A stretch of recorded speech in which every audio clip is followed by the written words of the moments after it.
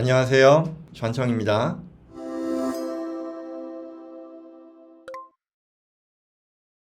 타이브레이커를 하면 영주권 박탈되나? 라는 그런 질문인데요. 안녕하세요. 저는 영주권자로서 한국에 장기간 거주하고 있습니다. 한미 조세 협정을 활용해서 미국 세법상 비거주자로 세금 신고할 수 있는 그런 규정이 있다고 들었는데, 이렇게 할 경우 영주권이 자동으로 박탈된다는 얘기를 들었습니다. 이게 맞는 얘기인지요? 먼저 들어가면서 하나를 좀 얘기를 해볼게요. 물론 이분이 질문하신 의도가 그건 아니겠으나, 한미 조세 협정을 활용해서요, 미국 세법상 비거주자로 세금 신고할 수 있는 규정이라고 했는데요. 그게 아니고요. 한미 조세 협정을 활용해서요, 또는 한미 조세 협정을 적용해서 미국 세법상 비거주자로 세금 신고하는 경우도 있다. 또는 더 클리어하게 얘기한다면 세금 신고를 미국 세법상 비거주자로 해야 하는 상황이 될 수도 있다라고 봐야 될 거예요.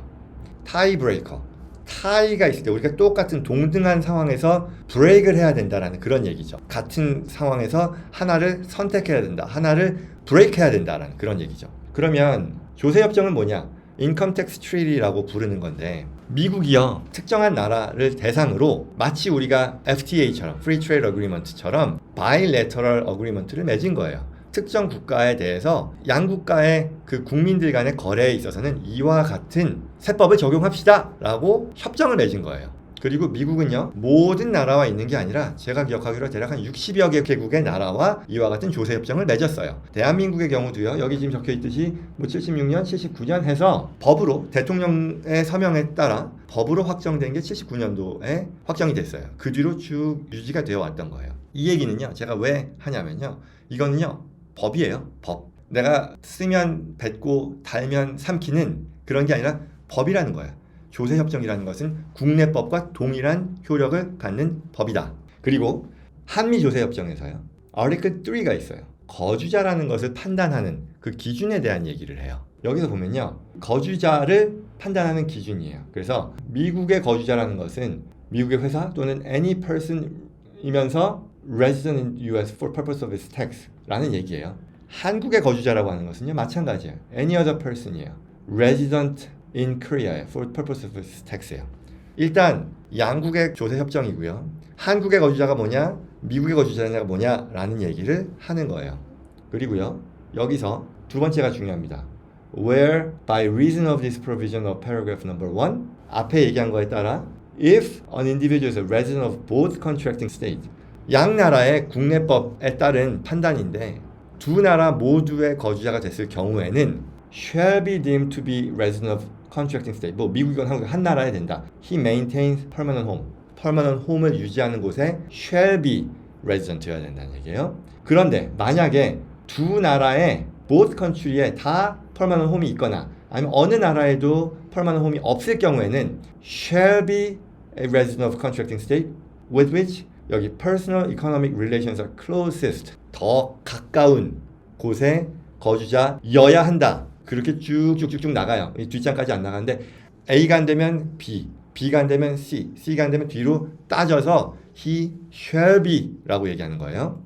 따라서 이 말은요, Article 3라고 하는 조세협정상의 국내법과 같은 효력에 있는 것에 따라 거주자를 판단해야 되는 shall be, 따라야 한다라는 규정인 거예요. 내가 유리하니 내가 이거 할게요, 또는 내가 불리하니 나는 안 할게요가 아니라 법은 지켜야 한다는 거예요. 제가 이걸 계속 강조하는 이유는 내가 유리하다고 해서 사용할 수 있다고 해서 하는 게 아니고, 그렇기 때문에 내가 이거는 이렇게 하면 내가 죄 짓는 거 아니야? 내가 괜히 이거 머니플레이트 하는 거 아니야? 아니라고요. 실제로 나한테 불리한 경우도 있어요. 예컨대 내가 이 규정에 따라 국내법상 거주자라 해도 비거주자가 될 수 있어요. 그렇다면 비거주자에 대해서 더 불리하게 작용하는 그런 미국 세법상의 규정을 나는 따라야 하니, 제가 왜 이 얘기를 하느냐, 많은 경우 앞서 질문하신 분도 그렇지만 영주권자인데 한국에 장기간 거주하는 상황이라고 하면 바로 이거죠. 한국에서도 세법상 거주자, 미국에서도 세법상 거주자, 영주권자이기 때문에 기본적으로는 디폴트 룰은 거주자란 말이에요. 그랬을 경우에는 이 상황에서 영주권자로서 미국에 거주자였을 때는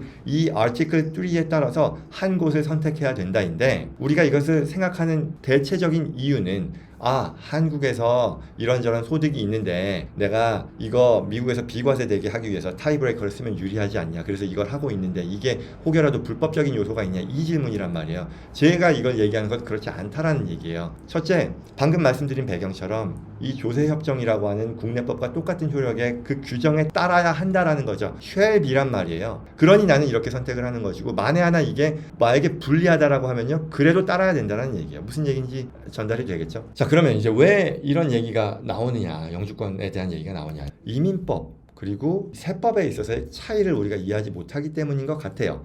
그리고 두 번째는요, 이거는 아마도 굉장히 중요한 부분일 텐데, 엑시텍스에서 해석되는 중요한 규정이 있기 때문인데요. 하나하나 보겠습니다. 이민법은요, 별도의 법이에요. 그리고 세법은 또한 별도의 법이에요. 그리고 지금 얘기한 것처럼 세법이라고 하는 것을 제대로 우리가 지켰을 때 이와 같은 것을 해야만 한다라는 것으로 해석할 수 있어요. 그리고 실제 이민법과 세법에 있어서 이민법이 이런 상황에서의 프랙티컬한 문제가 되는 것은 두 가지 중에 하나예요. 영주권을 갱신하는 경우예요. 영주권 박탈이라고 하는 것은요, 프랙티컬하게 봤을 때요, 여하한 경우에는 박탈되지 않습니다. 내가 정말 오래 비워가지고 안 받았다거나, 아니면 정말 도덕적으로 받아들일 수 없는 범죄 행위에 연루돼서 내가 디폴트가 된다거나, 이런 경우 심각한 범죄라는 거죠. 그래서 이제 사람들이 얘기하는 게 있어요. 아니, 영주권 갱신하는 거, 나는 10년짜리 영주권 받았는데 나 이거 갱신해야 되는데 이거 갱신 안 되는 거 아니야? 뭐 이런저런 얘기를 한단 말이에요. 근데요, 사람들이 오해하시는 게요, 10년짜리 영주권이라는 건 없어요. 영주권은요, 영주할 권한이에요. 물론 컨디셔널 그린카드는 있죠. 우리 뭐 EB5나 이런 투자 이민 했을 때. 그런데 영주권이라고 하는 것은 영주할 권한이에요. 그리고 10년 뒤에 다시 이걸 리뉴한다는 건요, 딴 게 아니고 리플레이스예요. 영주권을 갱신한다는 건요, 마치 우리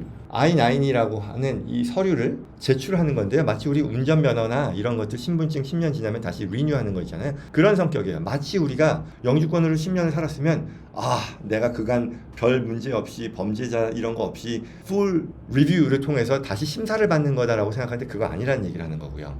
내가 영주권을 재심사 받아서 재발급 받는 데서 문제가 된다, 프랙티컬한 면에서 컨선이 될 여지가 없다라는 얘기를 하는 거고요. 두 번째는 이제 실제로 문제가 되는 경우가 있어요. 뭐냐? 재입국 허가서를 받는 경우예요. 재입국 허가서라는 것은 우리가 미국에서 일정 기간을 거주하지 않고 타국에 오랫동안 있을 때 영주권자라고 하면 재입국 허가서를 받으라고 하죠. 그게 뭐 6개월을 넘을 것 같으면 반드시 받으라고 하고, 6개월 이내에 올 것 같으면 뭐 굳이 받을 필요 없다고 하고, 또는 1년이 넘으면 반드시 안 받으면 큰일 난다, 뭐 이런 얘기가 있죠. 그랬을 때 재입국 허가서에는 이런 질문이 있어요. Have you ever filed federal income tax return as a non-resident? 당신이 영주권으로 파일한 적이 있냐라는 그런 질문이 있어요. 그렇다고 하면 디테일한 설명을 하라라고 해요. 그러면 이 질문에 대해서는요, 당연히 답을 해야죠. 그러면 이에 대한 합리적인 해석은, 내가 세법상 비거주자로서 신고를 했다는 것은 월스트 케이스, 이러한 재입국 허가서를 발급받는 데 있어서 하나의 부정적인 요인으로 고려될 것이다 라고 생각할 수 있을 거예요. 그런데 이것은 반드시 안 된다라고 해석할 수는 없는 것이, 그랬다면 디테일을 쓰라고 안 하겠죠. 아마도 이런 그 서류 만들어 보신 분들은 아시겠습니다만, 이게 만약에 yes다라고 하면 당신은 inelligible입니다 라고 나오겠죠. 그렇지 않다라는 거예요.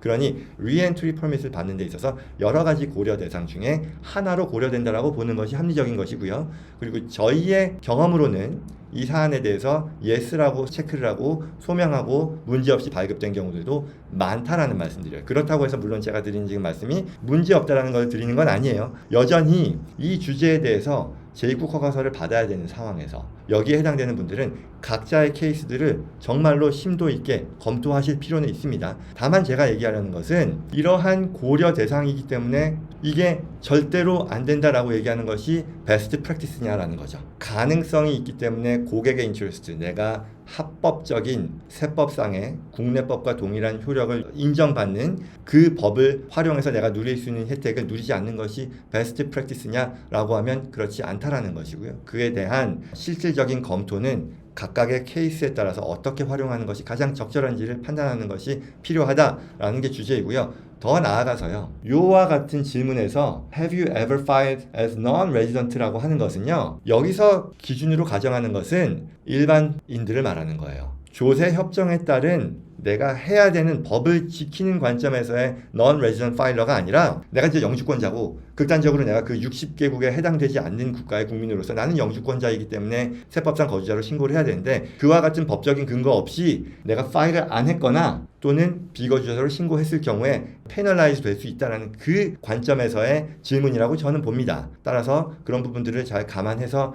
포지션을 잡는 게 필요하다라는 정도로 정리할 수 있겠고요. 그러니 타이브레이커의 첫 번째, 영주권 영주권과 관련해서는 프랙티컬하게는 그 두 가지 관점에서의 고려 대상이 있다. 두 가지라는 것은 영주권을 10년 뒤에 리뉴하는 것과 실제 리엔트리 퍼밋에 있어서의 고려 대상. 특히 이런 것도 있을 거예요. 리엔트리 퍼밋을 내가 발급받아야 될 때는요. 세금 신고를 하고 나서 리엔트리 퍼밋을 받는 게 아니라 세금 신고를 최대한 연장하고 느린 상태에서 리엔트리 퍼밋을 받고, 왜냐면 거기서는 나는 그와 같은 non-resident 파일을 한 적이 있냐라는 질문에서 없다라고 체크를 하는 게 맞으니까 그런 것도 전략적으로 고려할 수 있는데요. 결과적으로는요, 지금 질문에서 모든 상황을 다 다룰 수는 없겠으나 각각의 상황에 맞는 베스트 포지셔닝이라는 것을 고려할 필요가 있고 그런 가치가 있다는 것이고요. 두 번째, 엑시텍스 관점에서 가끔 이제 질문을 받는 것이 타이브레이커를 하면 엑시텍스에 영향을 미치지 않나요? 라는 질문인데요. 맞습니다. 중요한 부분이고, 이것은 이 엑시텍스를 오늘 구체적으로 말씀드리진 않을 것이고요. 왜냐하면 예전에도 영상에 많이 있으니까요. 중요한 것은 영주권자로서 직전 15년 내에 8년 이상 영주권자였을 경우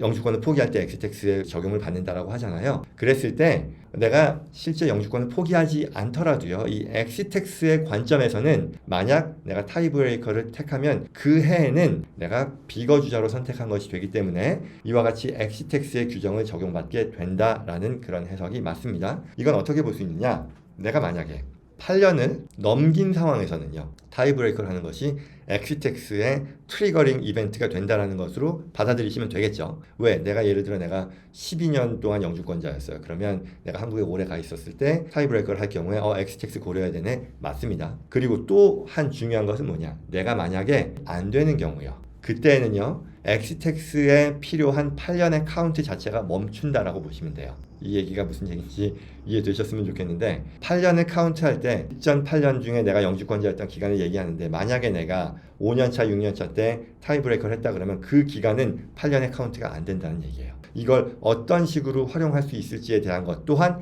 각각의 상황에 유리하게 적용할 수 있는 그런 플래닝 아이디어가 나올 수 있을 거다라는 말씀을 드리는 거예요. 제가 얼마나 잘 전달을 드렸을지 조금 잘했나 싶긴 한데, 아무튼 쉽지 않은 사안이고 그에 따른 파급 효과가 굉장히 크기 때문에 단순히 아니다, 단순히 된다 라고 판단하는 것보다 충분히 진행할 수 있는 법적 근거가 있으니 나에게 적용했을 때 활용할 수 있는지에 대한 여부를 따져보는 것이 반드시 필요하다라고 정리하겠습니다.